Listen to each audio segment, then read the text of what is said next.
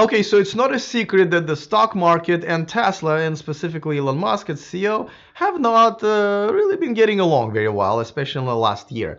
But I think in the last few months, Elon and the stock market kind of mutually started to come down into a reality, and things has kind of settled. Elon's behavior is more of a CEO-ish behavior, something that stock market really embraced. The profitability of Q3 definitely make and a production success definitely made the market feel, and analysts feel much better. But things are changing now. Even with everything what's going on, there are a few things that the stock market is now starting to back out of. So let's talk about what's happening with the Tesla stock, why it's happening, and what we can expect from 2019. All of this is coming up next.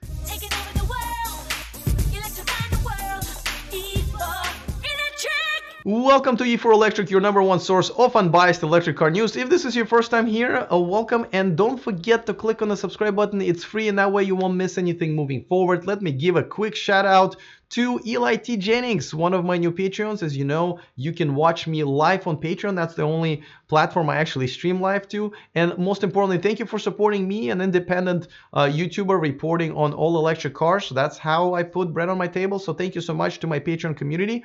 If you want to join and help me move forward, there is a link in the description of this video. It's patreon.com/E4Electric. All right, let's talk about Tesla stock. Now, I'm in no way an analyst and I'm not an investor either, but there are some interesting things that are going with Tesla that are really, going to be affecting the brand, and I'm kind of wanted to frame it within also what the stock market analysts are saying about the brand. I think everybody finally came down, right? Elon came down, and I think the analysts are all.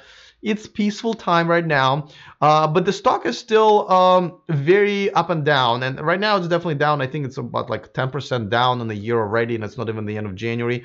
I mean, let me remind you guys that this is the last 12 months. So the stock's been going up and down, and through all this turbulent times of Model 3 productions and Elon's, weird comments and behavior and SEC settlement. So as you can see, overall, it's still kind of done all right. Yeah, it's down right now, but let's talk about what is happening and why analysts are concerned. Now, as I'm making this video, now there are more analysts out there that have a sell rating than a buy rating for Tesla. And when you used to read the reports, a lot of them were kind of personal almost, or maybe uneducated. Now when you read them, I think they're finally kind of left the Elon Musk sort of personality and whatever beef they had with him aside, and they're looking at the numbers. They're actually analyzing the stock, I feel like, in the company a little bit more reasonably, and there are some concerns. So let's talk about those concerns. Now, number one thing that's obviously people are talking about is almost $1 billion in convertible notes, bonds, that is due, and where they're going to get the money. Now, the concern is not that they can't get the money. They definitely can, but this $1 billion need to come from somewhere. Now, they have about $3 billion in cash sitting there, so they can get it from there. Obviously, they can sell some stock or borrow money or issue more and stuff like that. So, but the concern is that's a lot of money that they could have been spending, but now it's due for repayment. So that's number one thing.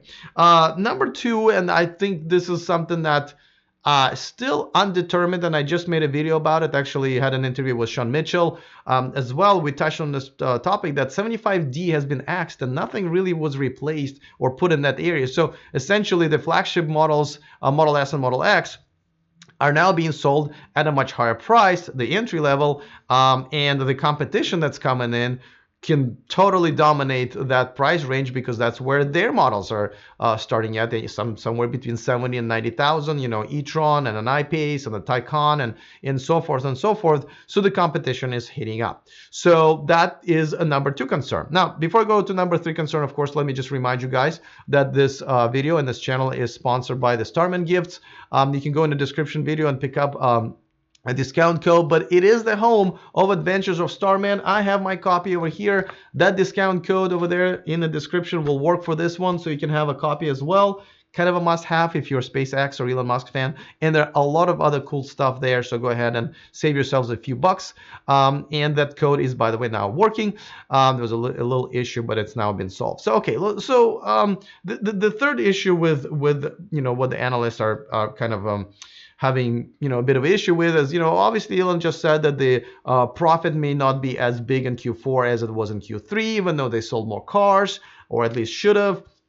I mean, they did, but they should have made more profits on it. We don't know how many mid-range Model 3s with a smaller margin were sold. I'm assuming that was kind of an issue as well.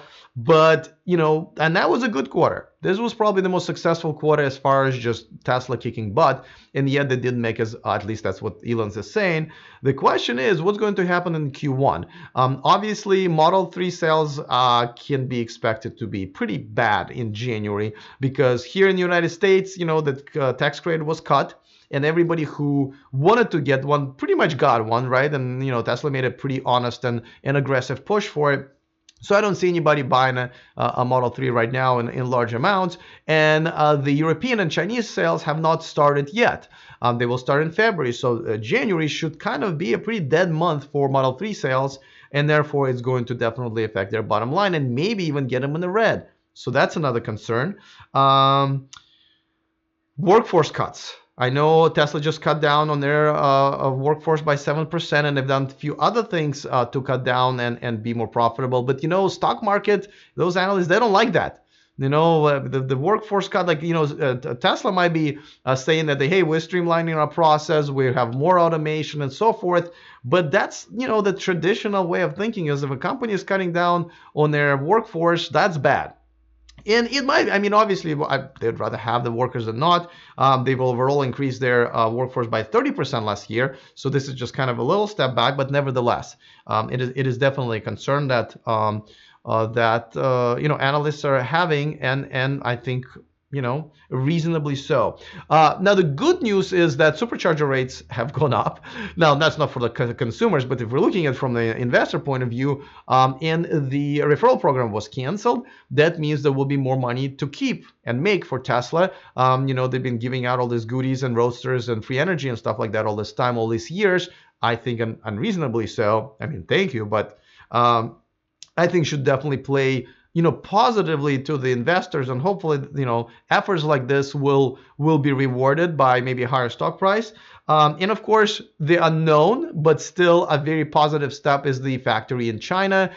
They already have funding for it. Obviously, they're trying to get it done pretty quickly, and I think they will. If you guys followed the Biden story and my videos about Biden there, I was just there in Nanjing, China, where it was pretty much mainly dirt and one small building when they were making prototypes.